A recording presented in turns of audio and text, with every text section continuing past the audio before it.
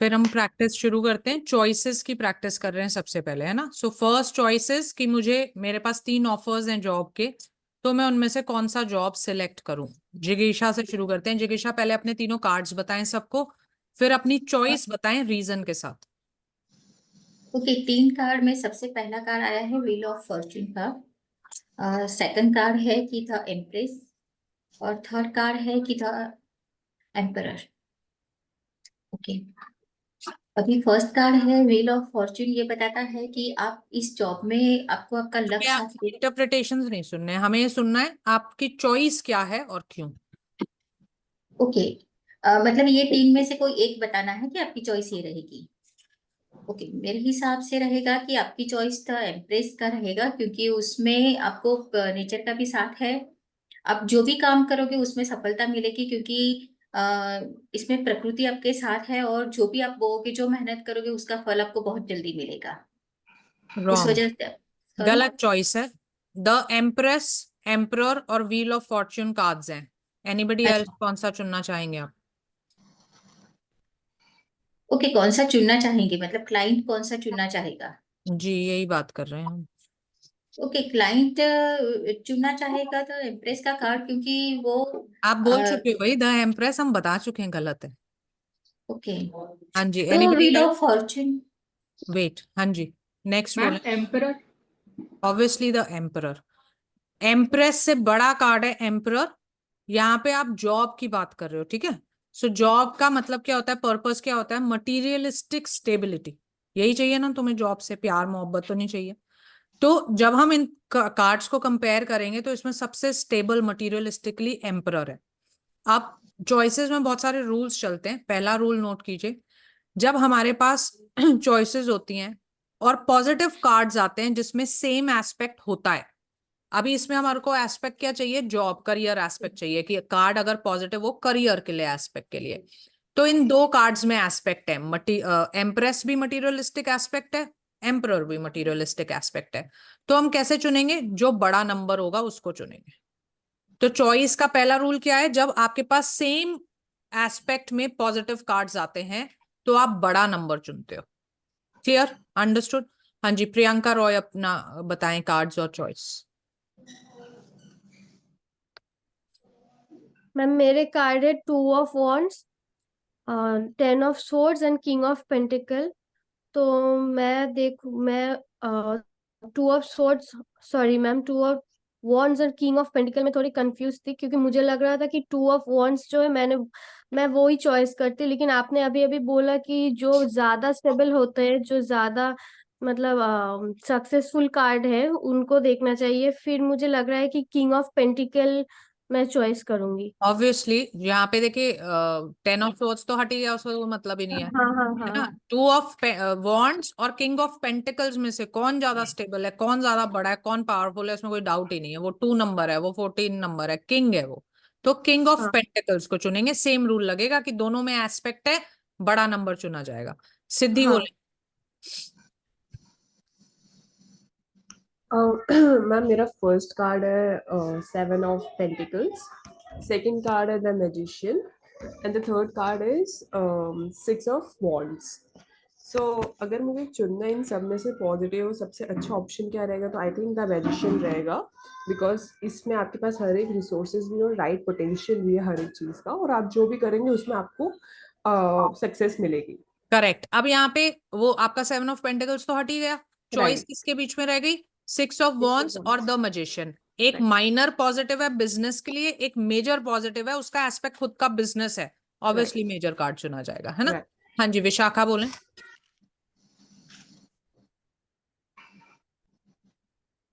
विशाखा, हाँ जी। Ma'am, मेरे पास first one is the Seven of Pentacles.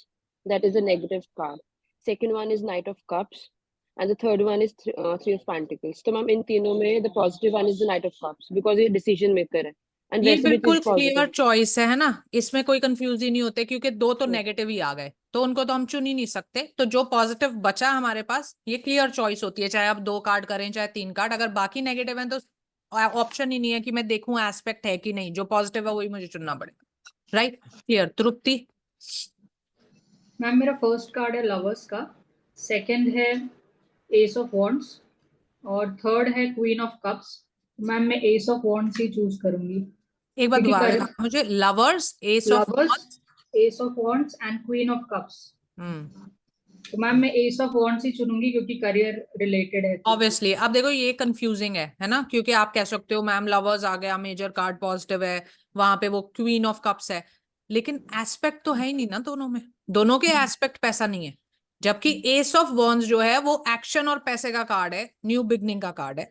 Career की चॉइस हम कर रहे हैं, रिश्ते की कर रहे होते तो हमारा डिसीजन अलग होता है ना। करियर की कर रहे हैं तो S of wands. Good. Lakshmi बोले।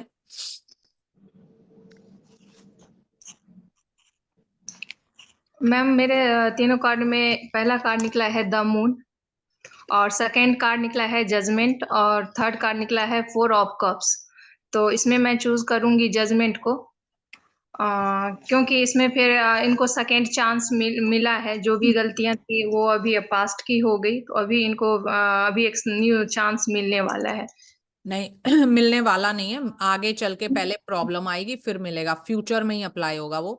जब ऐसी चॉइस आती है कि तीनों ही नेगेटिव आ गए, तो पहली बात हम क्लाइंट को ये बोलते हैं कि क्या आप थोड़ा टाइम रुक सकते हो, जॉब चेंज अभी आप ना करो। ऐसा हो सकता है। अगर वो मान जाता है तो नथिंग लाइक इट। अगर वो नहीं मानता है तो फिर मुझे जिसमें सबसे कम नेगेटिविटी है उसको चुनना है। अब अपने कार्ड्स उठाओ एक बार, सबको दिखाओ।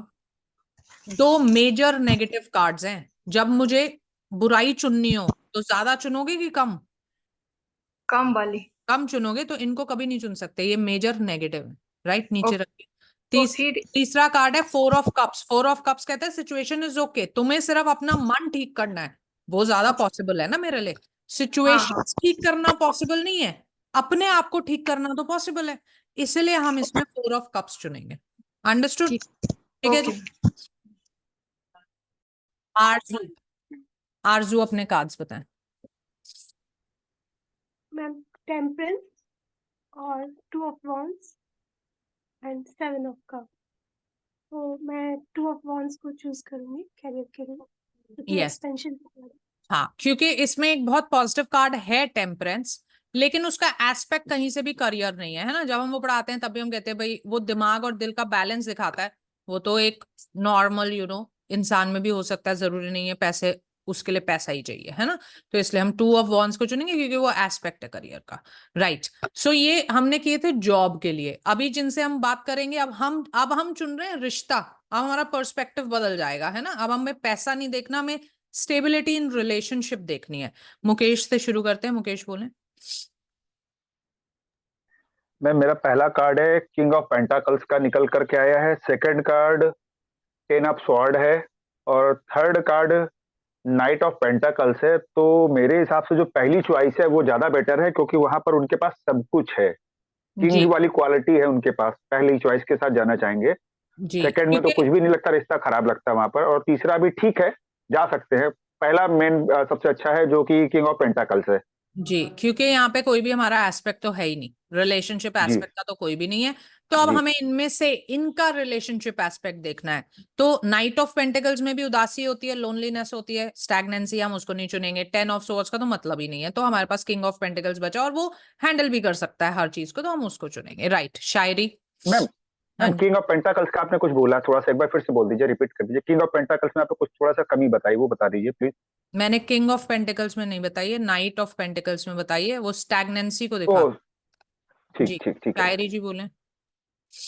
मैम मेरा एक सन कार्ड आया है और एक एम्परर है, एंड देन है मेरा किंग ऑफ कप्स।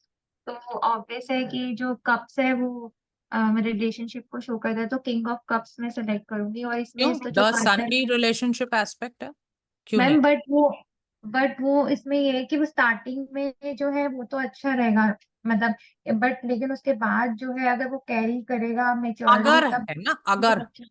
आपको कंफर्म थोड़ी है वो हो जाएगा। अच्छा। अगर की बात है ना, वो तो अगर हो गया ईगोइस्टिक तो हमको क्या पता होगा नहीं होगा।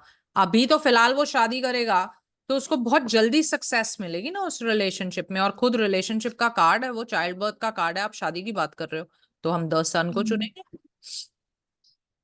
ठीक क्लियर? है। जी, करण बोले। Ma'am, please ignore the voice at the back. So I've got these three cards.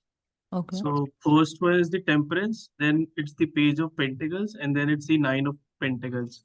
I will choose the Temperance. Yes because it is relationship है ना, Exactly. तो ऑब्वियसली ऐसा रिश्ता जो मेरे दिल दिमाग को सुकून दे, मेरे को बैलेंस दे, उससे अच्छा मेरे लिए कुछ नहीं है. परफेक्ट. बबीता जी बोले.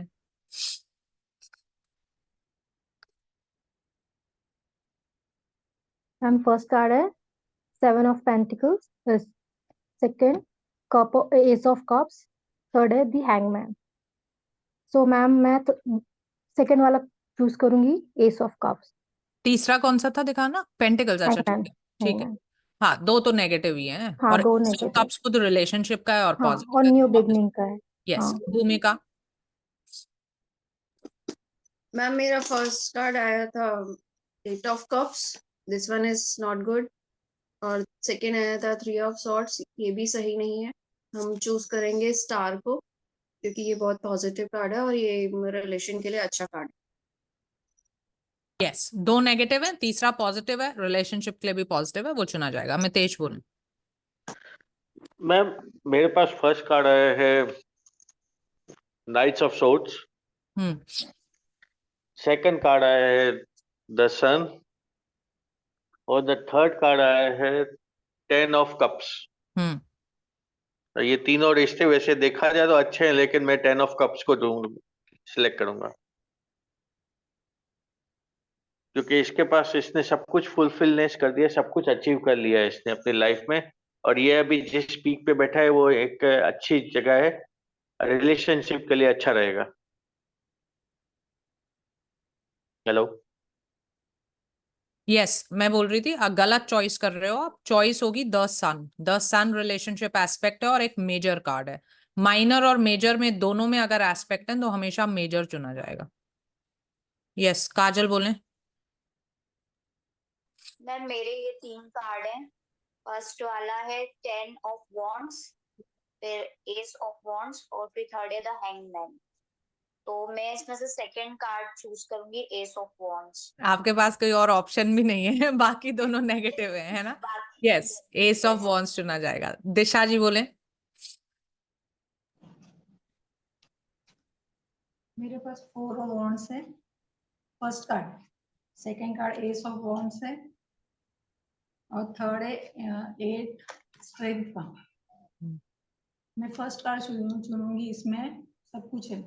जी, सब कुछ भी बोलो या ना मत बोलो, लेकिन उसका जनरल इंटरप्रिटेशन में ही मैरिज आती है ना, फिर रिलेशनशिप भी आता है, तो इस वजह से हम उसी को चुनेंगे. राइट. सो चॉइसेस की आपको चीजें समझ आ गई. मैं रिपीट कर रही हूँ. सबसे क्लियर चॉइस होती है जब बाकी कार्ड्स नेगेटिव हो, एक ही पॉजिटिव हो, उसमें हमारे पास कोई चारा ही नहीं है, हमें चुनना ही है. उसके बाद आता है जब तीनों ही नेगेटिव हैं. तीनों ही नेगेटिव हैं तो हम पहले क्लाइंट को बोलेंगे भैया थोड़े टाइम रुक सकते हो तो तुम्हारे लिए सबसे अच्छा है. वो कहता है नहीं जी, मेरे को तो चुनना ही चुनना है अभी. तो सबसे कम नेगेटिव जो होगा उसको हम चुनेंगे. जब तीनों पॉजिटिव हैं तो सबसे बड़ा पॉजिटिव कार्ड चुना जाएगा. अगर हम ऐसे अटक गए कि भाई 2 कार्ड्स हैं पॉजिटिव, दोनों में हमारा एस्पेक्ट है, तो बड़ा नंबर चुना जाएगा. क्लियर. और मान लो सारे कार्ड्स पॉजिटिव हैं लेकिन एस्पेक्ट सिर्फ एक में ही है, तो नंबर नहीं देखा जाएगा, एस्पेक्ट वाला कार्ड चुना जाएगा. अंडरस्टूड. हाँ जी, करण बोलो. मैम तो फिर इसमें अगर टेम्परेंस और द एम्परर और द वर्ल्ड में we will choose the world. The world, obviously the world तो हर चीज के आगे चुन लेंगे. Okay. क्योंकि द वर्ल्ड क्या कहते हैं ना, achievement and fulfilment and detachment, वो हमारा सारा लाइफ पर्पस ही पूरा कर दे रहा है. Okay. है ना, तो इसलिए हम उसको चुनते हैं. क्लियर. चॉइस. हाँ जी, मितेश बोलो. मैम मुझे अभी तक समझ में नहीं आया कि हमने सन क्यों सिलेक्ट किया. क्योंकि सन का अपना क्योंकि एस्पेक्ट मेरे है. तीनों पॉजिटिव कार्ड्स है, तीनों में स्टेबिलिटी है, तीनों में सक्सेस दिखा रहा है. 3 शादियां भी कर सकते हो. नहीं, इतना खुश नहीं हूं मैं. तो फिर आपको चॉइस करने के लिए तो बोल रहे हैं ना. अब चॉइस के आपको क्या बताया कि तो जब मतलब सन में तो जो रिलेशन में हमने देखा है कि वो अपने रिलेशन को ग्रांटेड लेगा तो आगे जाके सिचुएशन बिगड़ भी सकती है. अगर ग्रांटेड लेगा तो, अगर तो आपका 10 ऑफ कप्स भी अगर कुछ गलत करेगा तो आगे कुछ भी हो सकता है. इफ एंड बट पे तो हम चुन ही नहीं रहे ना, हम तो जो कंफर्म चीज है उस पे चुन रहे हैं. उस पे तो द सन कहता है कि आप बहुत जल्दी इस रिलेशनशिप में क्लोज आ जाओगे.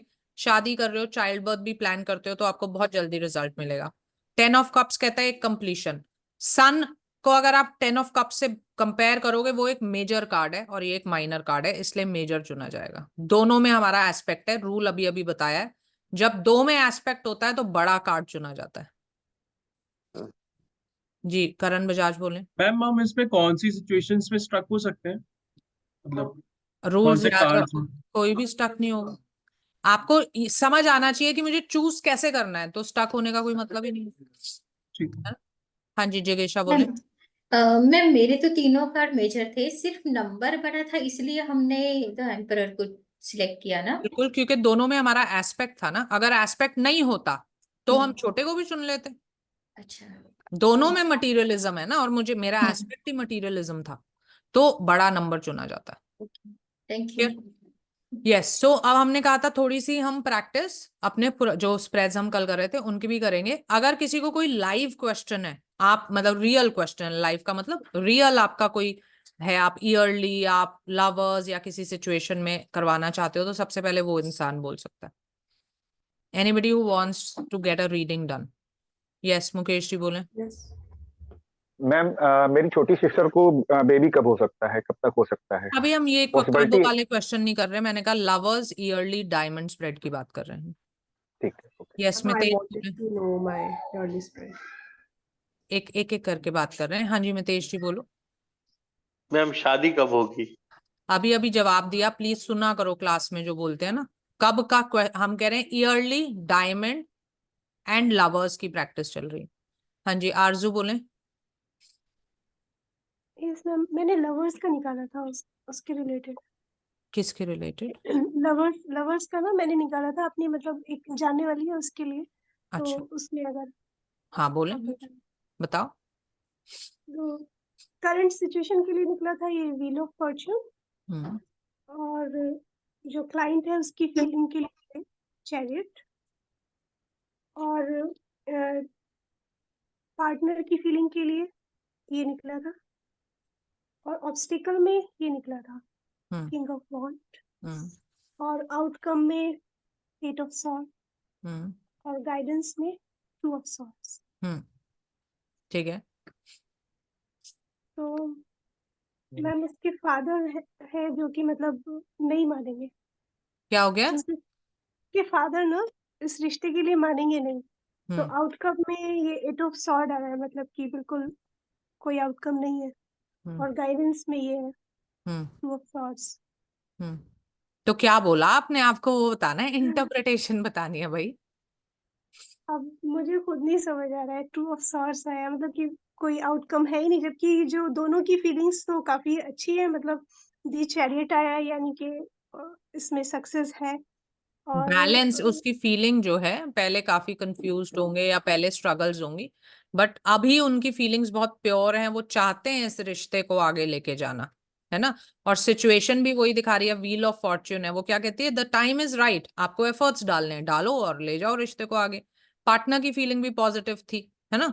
Obstacle is king of wands, कि कहीं ना कहीं एडजस्ट नहीं हो पा रहे हैं सिचुएशन, मतलब वही जैसे इन्होंने बोला कि कोई मान नहीं रहा है, या सिचुएशन में अडेप्टेबिलिटी नहीं है, शादी नहीं हो पा रही है उनकी, और उसी की वजह से वो आउटकम दिख रहा है कि भाई आगे चल के ये बहुत परेशान हो जाएंगे, डिप्रेशन भी हो सकता है, मेंटल इश्यूज होंगे क्योंकि शादी नहीं हो पाएगी। वही गाइडेंस आई है टू ऑफ सोर्ड्स की, आपको थोड़ा अपने थिंकिंग को चेंज करना पड़ेगा, बैलेंस करना पड़ेगा, है ना। तो अगर आप चाहते हो आउटकम में बदलाव हो, तो नया रास्ता ढूंढ लो, जिसको भी मनाना है, जो भी नहीं मान रहा उसको मनाने के लिए। मतलब पॉसिबिलिटी है कि अभी भी शादी हो सकती है, क्योंकि आउटकम तो ये है ना आउटकम नेगेटिव। पॉसिबिलिटी इसलिए है क्योंकि ये माइनर नेगेटिव कार्ड है ना, तो हम कोशिश तो कर ही सकते हैं ना।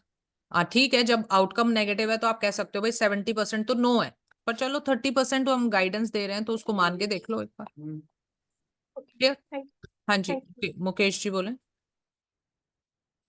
मैम अभी आपने कहा ईयरली स्प्रेड के बारे में, रियल क्वेश्चन, तो ये साल मेरा कुछ प्लानिंग्स है मेरी जॉब को लेकर के, और मैं शहर को भी छोड़ने की जैसी कुछ प्लानिंग है मेरी।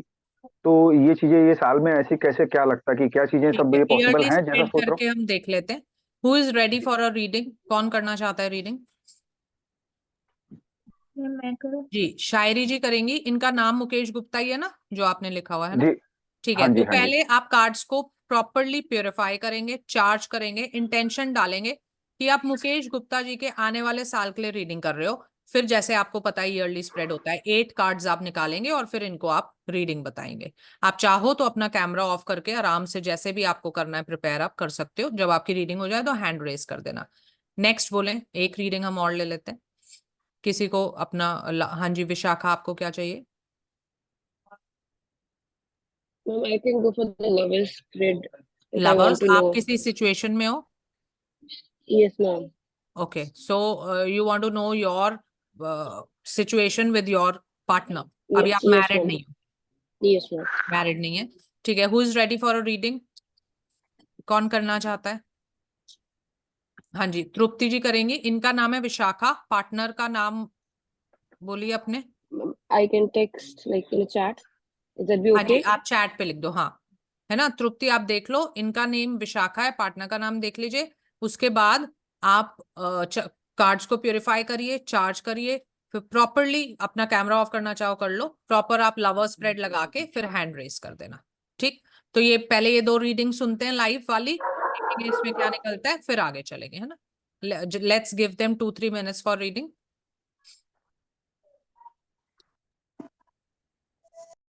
मैम ये यस, तृप्ति से हम शुरू करते हैं। तृप्ति, किसकी रीडिंग कर रहे हो आप? मैम विशाखा जी की। हाँ जी विशाखा जी, सुन लें आप। मैम इनकी करंट सिचुएशन का कार्ड आया है लवर्स का।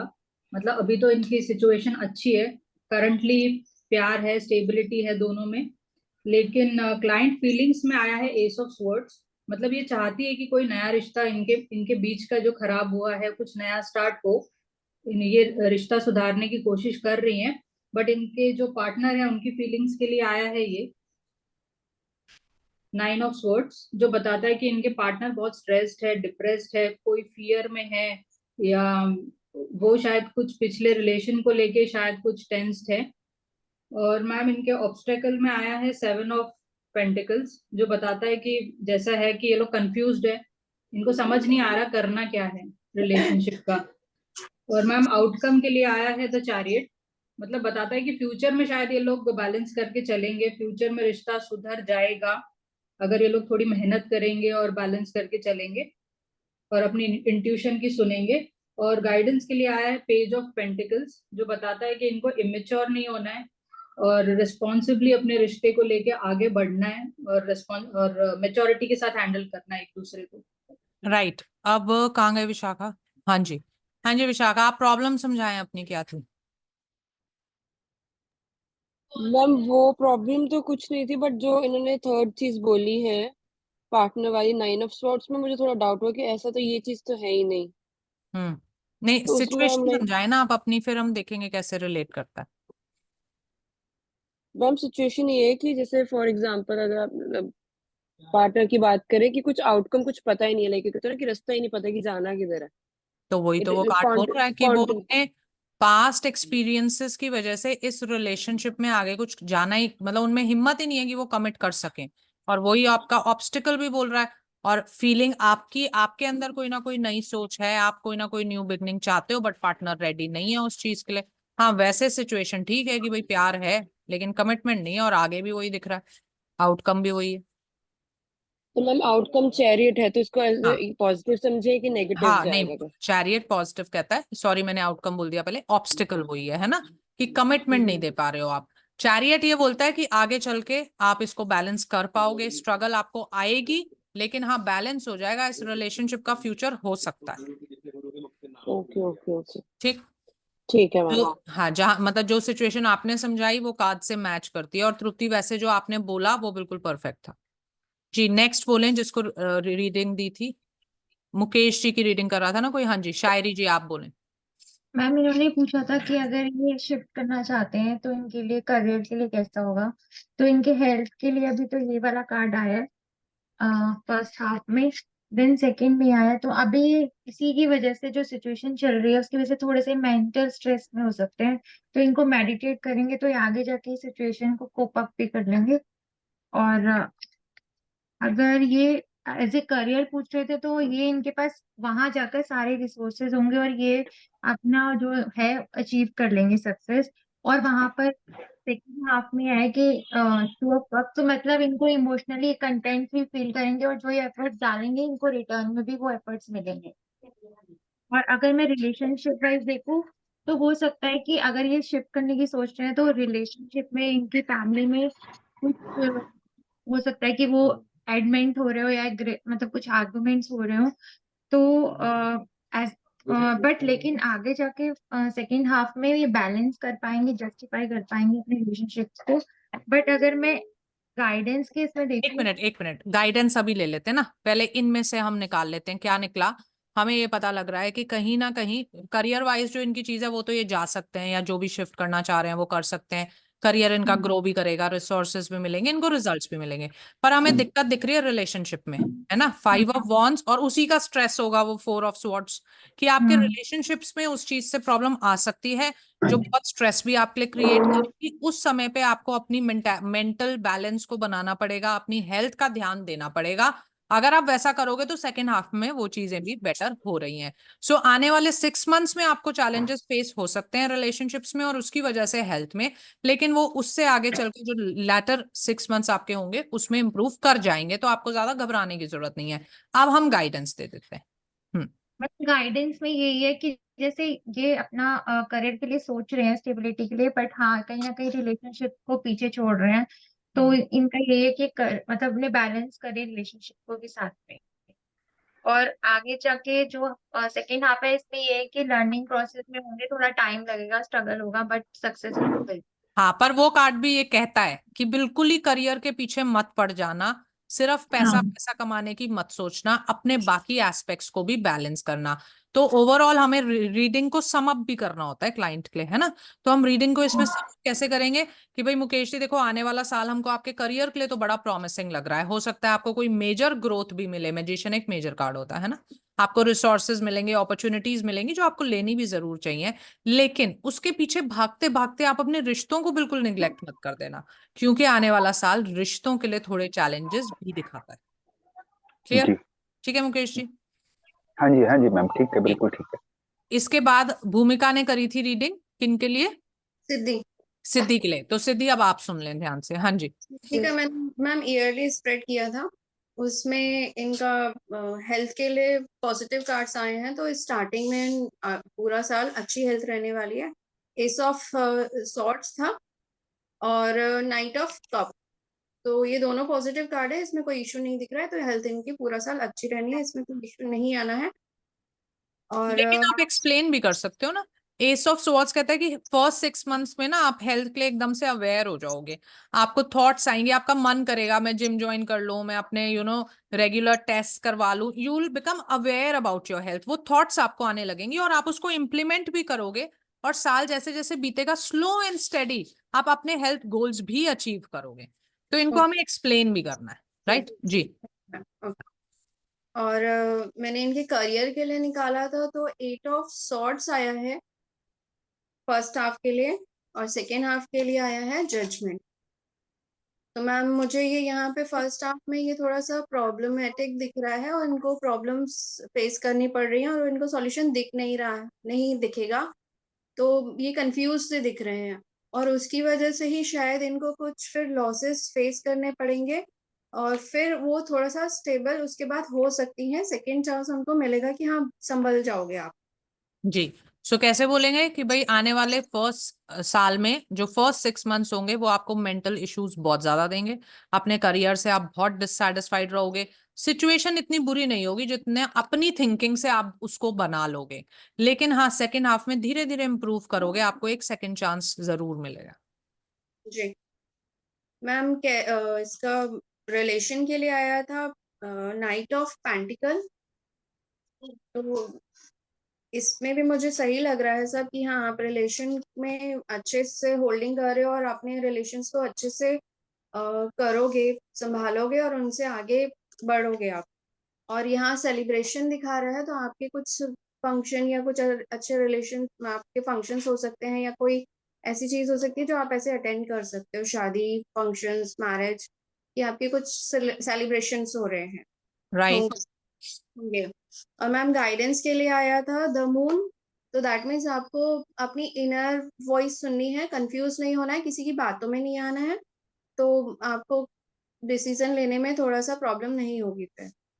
और द मून मेंटल स्ट्रेस वगैरह को भी दिखाता है ना, जो हमें ऊपर दिख ही रहा था, है ना। तो हमें इनको चीज बोलनी पड़ेगी, भाई थोड़ा तसल्ली रखना, अपने ऊपर भरोसा रखना, थोड़े इश्यूज आएंगे लेकिन उस समय पे you have to sail through. Okay, आपको जो करियर के लिए ये प्रॉब्लम्स फेस होंगी उसकी वजह से आप कंफ्यूज रहोगे, तो उनको आपको आराम से तसल्ली से सोच समझ के फैसले लेने हैं, किसी की बातों में नहीं आना है। और ये भी आया है तो ये दिखाता है कि आपको टीम वर्क की नीड है, रहेगी, आप वो करोगे तो अच्छा रहेगा। सेलिब्रेशन भी आपको अपनी फैमिली को, फ्रेंड्स को समय देने दोगे, सेलिब्रेट करोगे तो आपका अच्छा रहेगा। सेलिब्रेशन ऊपर भी आया था, तो जी लेटर 6 मंथ्स में कोई ना कोई आपके घर में सेलिब्रेशन हो सकती है। जी। क्लियर सिद्धि, ठीक है जी। Anybody else? मैम इसी के साथ अगर मेरे को क्वेश्चन पूछना है मेरे करियर से रिलेटेड, सपोज अगर मुझे मेरा सेकेंड हाफ में मुझे आउट ऑफ इंडिया के लिए जाना है, तो मैं ये इसमें कंटिन्यू कर सकती हूँ सामने वाले? जैसे आप अब मान लो कि रीडर हैं ये, है ना, इन्होंने आपको रीडिंग दे दी, अब आप कहते हो कि मुझे एक क्वेश्चन पूछना है आपसे कि मैं अब्रॉड जाना चाहती हूँ सेकेंड हाफ में, तो अगर मैं जाती हूँ तो क्या होगा, कैसा रहेगा, वो हम पूछ सकते हैं। भूमिका, अब आप क्या करोगे, आपके कार्ड्स तो इनके लिए चार्ज ही हैं, है ना। आप क्योंकि 8 निकल चुके थे ऑलरेडी का डेक में से, सारे मैं मिला दूंगी, एक बार शफल करूंगी, स्प्रेड कर दूंगी और एक कार्ड निकाल के इनका आंसर दूंगी। तो इनका क्वेश्चन ये है कि सेकेंड हाफ में ये बाहर जाना चाह रहे हैं, अगर ये जाएंगे तो क्या होगा। निकालिए कार्ड।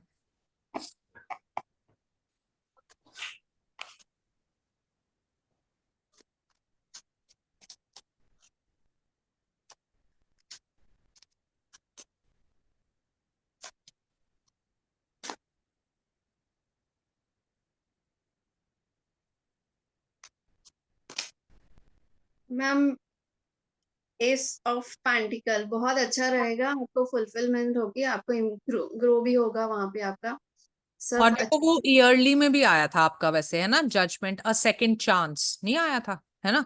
तो प्रॉब्लली वही सेकंड चांस आपका होगा, और उसका अगर हम इससे मिलाएंगे तो वो आपके लिए फाइनेंशियली, करियर वाइज बहुत अच्छी अपॉर्चुनिटी होगी। क्लियर जी। हम एक रीडिंग और ले सकते हैं, एनीबडी, किसी को रीडिंग करवानी है? यस मैम, मुझे करवानी है। कौन बोल रहा है? भूमिका। अच्छा आप अच्छा हाँ बोलो। मैम मुझे भी ईयरली करवानी है। Okay, who is ready for a reading? कौन करना चाहता है रीडिंग को?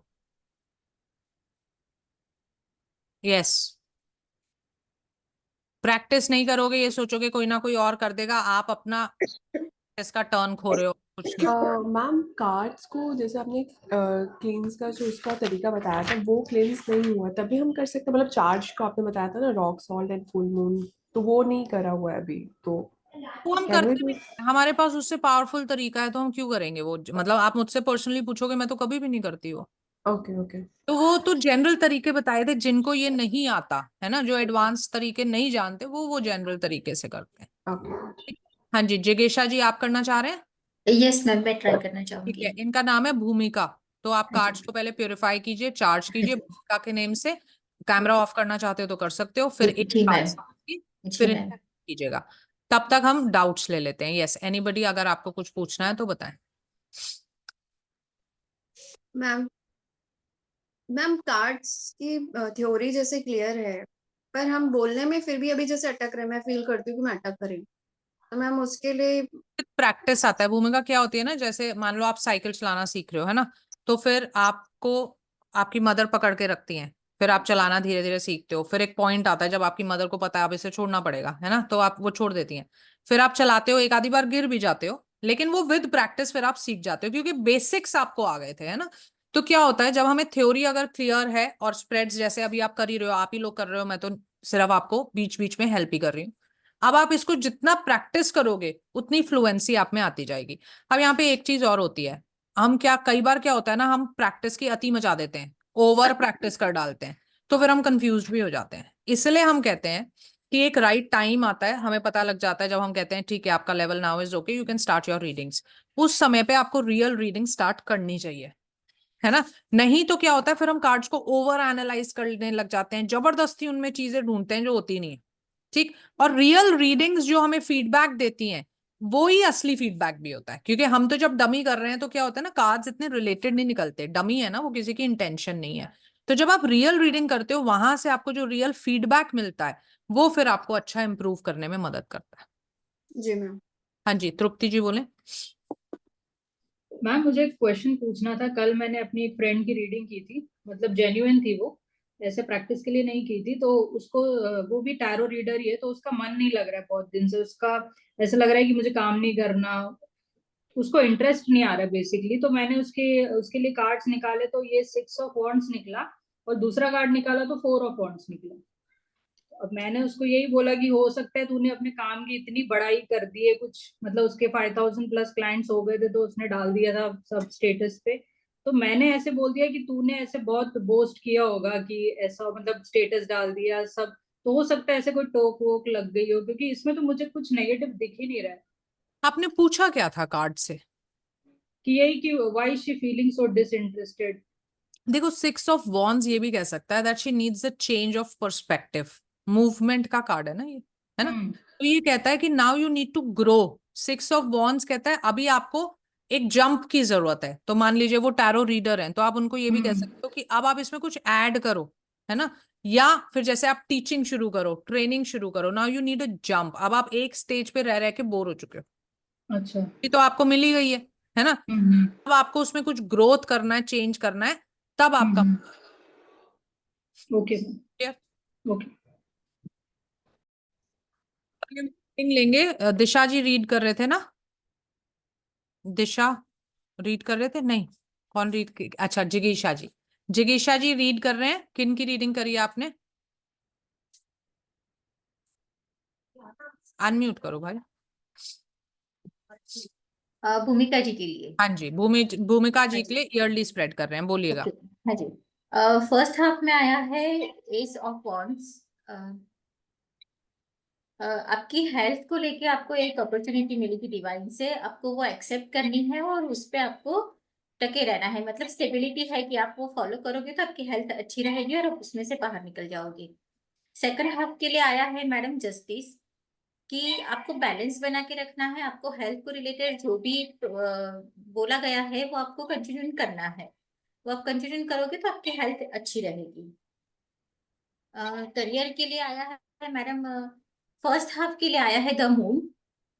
मतलब कि ये बताता है कि आपका एक तो आप किसी बात की वजह से उदास हो और आपके अपने जो है वही उस बात का फायदा उठाना चाहते हैं, तो आपको उससे चाहते हैं नहीं, होंगे। फ्यूचर चल रहा है। ओके। हाँ जी, होंगे, तो आपको उससे सतर्क रहना है, सावधानी बरतनी है। और सेकंड हाफ में आया है मैम पेज ऑफ सॉर्ड्स। मतलब कि आप जो सोच रहे हो उसको आपको अमल में लाना है, केयरलेस फ्यूचर नहीं। नहीं बोलोगे तो क्लाइंट्स ना आपको बोल देगा कि मैडम आप सोच लो आप क्या बोल रहे हो। आप बात कर रहे हो आने वाले 7वें महीने की, और आप कह रहे ओके। हो आप हो, ये चीजें। नहीं, सॉरी, आप केयरलेस थे तो आपको मतलब कि थोड़ा केयरफुली रहना है और आप जो सोचते हो उसको अमल में लाना है। ओके। और रिलेशन के लिए फर्स्ट हाफ के लिए आया है टेम्परेंस।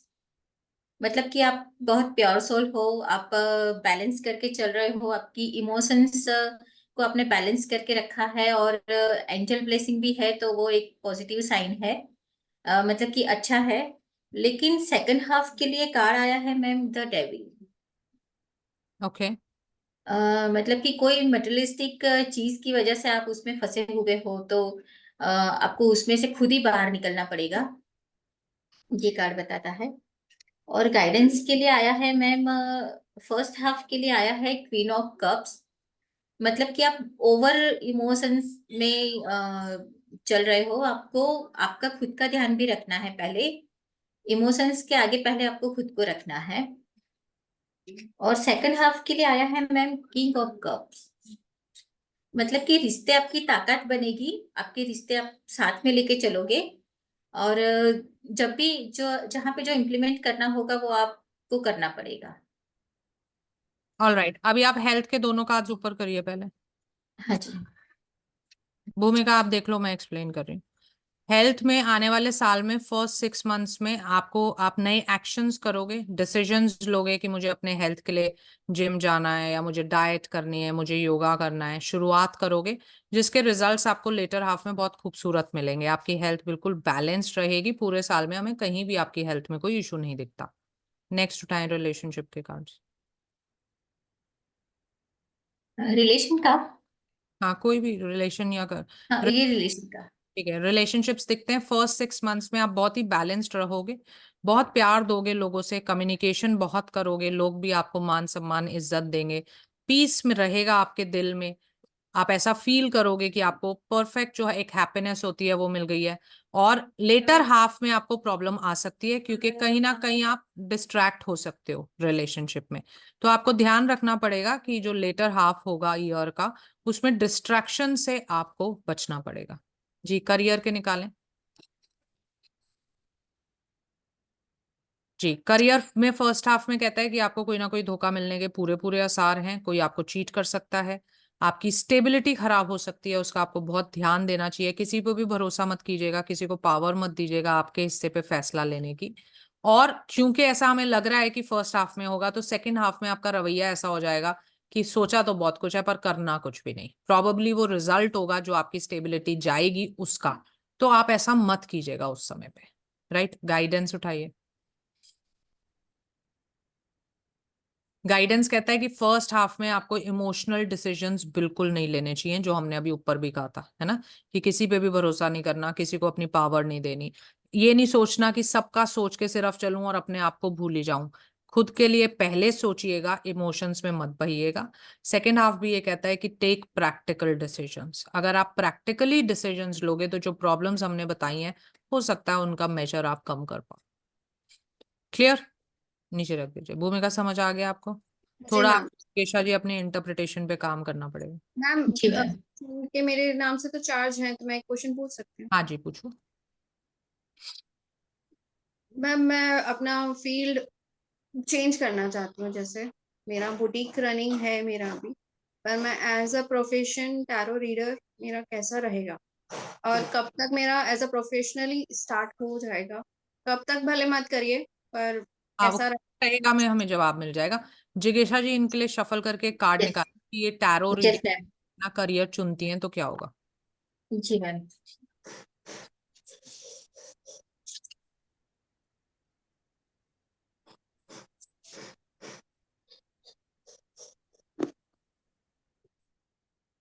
मैम, 8 ऑफ पेंटाकल्स आया है।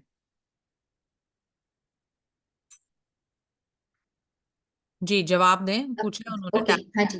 आप ये करियर चूज करते हो टैरो कार्ड रीडर का, तो आपको मेहनत खूब करनी पड़ेगी, पर आप इस मेहनत में आपके रिलेशन को नहीं छोड़ना। आपको उन्होंने, जो, आप क्वेश्चन सुनो, गाइडेंस नहीं पूछी उन्होंने आपसे, सॉरी, उन्होंने ये पूछा है कि क्या होगा। हाँ हो, आप आ सकते हो इसमें, पर आपको मेहनत खूब करनी पड़ेगी। Yes, anybody else? The question is tarot card reading अगर ये चुनती हैं तो क्या होगा। Card is 8 of pentacles. हाँ जी, प्रियंका आप बोलना चाहते हो? नहीं मैम, मैं वैसे भूमिका जी की रीडिंग कर रही थी, वैसे अपने कॉन्फिडेंस। रियल रीडिंग हो रही है, इसमें हमने आपको बोला नहीं कि 3 जने एक साथ करो।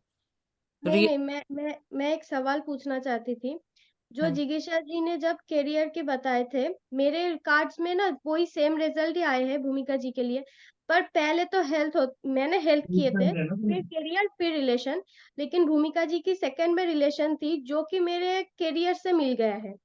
मतलब मैंने जो थर्ड में किए हैं करियर के लिए, रिलेशन के लिए, वो उनको सेकंड में आया है, लेकिन सेम रिजल्ट आ गया है, पर नंबर गलत हो गया है। What ever it is, but जब रियल रीडिंग होती है आपको टैरो का फर्स्ट रूल पता है, एक रीडिंग करते हैं तो दूसरी नहीं करते, इसलिए हमने आपको नहीं बोला, नहीं तो हम खुद ही करा सकते थे ना कि 4 लोग करो इनकी रीडिंग। सो वो प्लीज डू तो attempt what we are not telling you to do. Right? Ma'am मैं हाँ जी, शायरी जी बताएं। मैम 8 ऑफ पेंटिकल्स में इनका आया है, तो इनको मतलब लाइक अच्छा रहेगा, सक्सेस मिलेगी, बट इनको अपने स्किल्स पे काम करना पड़ेगा। इट्स अ लर्निंग प्रोसेस अभी, इनको लर्निंग प्रोसेस में जाना पड़ेगा। और साथ में अगर ये अर्न अच्छा करेंगी तो इनको अपनी सेविंग्स वगैरह भी करनी चाहिए, तो इनका ओवरऑल अच्छा रहेगा, but she should learn more skills. और no, still you're still giving guidances, not. मैं बोलूं, हाँ जी बोलो। ये स्ट्रगल और सक्सेस को शो करता है ना, तो मतलब आपके लाइफ में बहुत ही अच्छा होगा, इसका फुलफिल रिजल्ट मिलेगा, मतलब मटेरियलिस्टिक कंफर्ट्स मिलेंगे आपको, बहुत पैसे मिलेंगे आपको जी। आप टैरो रीडिंग चुनते हो तो स्ट्रगल जरूर होगी, स्ट्रगल आपकी कामयाब होगी, आपको पैसा मिलेगा, आप खूब पैसा कमाओगे, बचाओगे, स्किल्स होंगे आपके पास सक्सेसफुल होने के। हर समय आपकी गाइडेंस नहीं मांग रहा क्लाइंट, प्रिडिक्शन मांग रहा है आपसे। जी क्लियर। मुकेश जी बोलें, क्या कहना चाह रहे हैं? मैम 2 क्वेश्चन है मेरे पास। एक पहला तो सायरी जी ने मेरे लिए चार्ज करा था, तो मैं उनसे क्वेश्चन पूछ सकता हूँ? नहीं, अभी तो ओवर हो गया है वो रीडिंग। चलिए, तो मैम जैसे हम लोगों ने 2 क्वेश्चन कर लिए और 4-5 कार्ड निकल गए, लेकिन कोई डिफरेंट तरह का क्वेश्चन उन्होंने पूछ लिया, तो क्या वापस उनको मिक्स करके सफल करना चाहिए कि? आप कभी भी देखो, जब भी एज अ रीडर आपको कुछ डिसीजंस लेने होते हैं, है ना, जैसे मुझे लग रहा है कि बहुत सारे कार्ड्स आ गए हैं रीडिंग में बाहर, नाउ आई शुड शफल, तो आप उठा के चार्ज नहीं करना। जब तक मैंने मुकेश के लिए चार्ज किया हुआ है, और क्वेश्चन मुकेश अपने ही पूछ रहे हैं, मुझे चार्जिंग दोबारा नहीं करनी। उठाया, शफल किया, दोबारा स्प्रेड कर दिया, वो आपकी कॉल है। आप 5 कार्ड के बाद करना चाहते हो, आप 8 के बाद करना चाहते हो, आपकी कॉल है ना। अच्छा मैम, एक चीज और, जैसे मैंने अपने लिए रीडिंग करी, तो अपने लिए कहीं ना कहीं एक कितना भी हम उसको ग्राउंडिंग कर ले, लेकिन फिर भी पता होता कि यार हम ये रिजल्ट चाह रहे हैं, तो हमारा उस चीज को, फीलिंग को कैसे हम खत्म करें, न्यूट्रल कैसे हो कि हमारा जो कार्ड है वो सही निकले हमारे लिए, खुद के लिए। या मान लीजिए मैंने अपनी मम्मी के लिए कोई कार्ड निकाला। देखिए, ये तो क्लाइंट के लिए भी होता है ना, जब क्लाइंट भी आता है आपके पास तो उसके दिमाग में तो सेट होता है उसका रिजल्ट, है ना, उसको वही सुनना है। सिमिलर आपके साथ भी है कि मैं ये बिजनेस कर लूं, आपका मन है करने का, तो अब आपको तो पॉजिटिव कार्ड ही चाहिए उसमें। तो पहले आप ग्राउंडिंग करें, ईश्वर से सच्चे दिल से प्रे करें कि भाई मुझे जो भी आप गाइडेंस देना चाहते हो, जो भी आप दिखाना चाहते हो, मैं इन कार्ड्स को देख सकूं, और फिर उस कार्ड को उसी तरह समझें जैसे आपने पढ़ा है। उसमें अपने इंटरप्रिटेशंस ना जोड़ लें कि भाई नहीं नहीं ये तो नेगेटिव है, पर इसमें ये पॉजिटिविटी तो हो ही सकती है, ऐसे नहीं होगा। जो है सो है, उसको लर्न करें एक्सेप्ट करना। नहीं तो भी बता देती हूँ क्या होगा, 2-4 बार गलती कर लोगे, फिर जब रिजल्ट वही मिलेगा ना जो कार्ड आया था, फिर आपको पूरी तरीके से विश्वास हो जाएगा, फिर आप मानने लग जाओगे उसको अपने आप। हम क्यों बता रहे हैं ये? क्योंकि हमने किया हुआ है ना। तो शुरू में हमारे को भी जो देखना होता था वही देखना होता था, तो समझ आ गई 2-4 बार में, जब रिजल्ट रेपरकशंस झेले उसके, है ना, तो फिर ये समझ लिया कि भाई जो ये कह रहा है वही मान लो। राइट जी। सो अब आपको क्या करना है, अब आपको 5 डेज मिलेंगे, है ना। उन 5 डेज में जितने भी आपने स्प्रेड्स किए ना, we are done with short and middle spreads, अभी हमें 2 जो बड़े स्प्रेड्स हैं वो करने हैं। सो अब आपको वो 5 डेज में उनकी प्रैक्टिस बहुत अच्छे से करनी है, जिससे जो भी आपके डाउट्स हों, क्वेरीज हों, वो आप नोट कर लीजिएगा, और फिर हम उसको क्लास में डिस्कस करेंगे। राइट। सो हम नेक्स्ट सैटरडे मिलेंगे आपके टाइम पे 11:30। All right then, bye bye. Thank you ma'am.